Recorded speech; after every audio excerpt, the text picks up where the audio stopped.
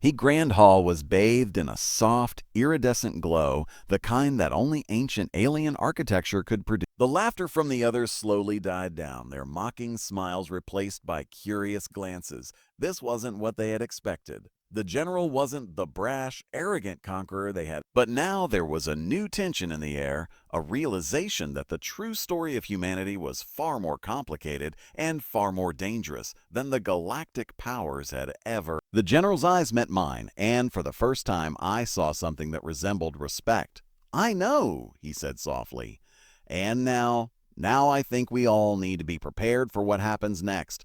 The war was far from over. But now there was a new one. They fought with everything they had, even when the odds were impossible. He looked at me, his eyes dark. "And that's why you won." I stayed silent for a moment, letting the words sink in. There was no single hero. There was no one man who could have turned the tide of the war. But if you continue down this path, if you learn to harness the full potential of what you've discovered, there's no telling what you could become. You could outpace us in a matter of centuries, perhaps less. It's about your ability to survive. The words were like a slap across the face, a harsh wake-up call. I had thought the hardest part was over, but now it seemed like I hadn't even scratched the surface of the true conflict. The galaxy, a vast and complex network of power struggles and ancient rivalries, had only just begun to take notice of humanity.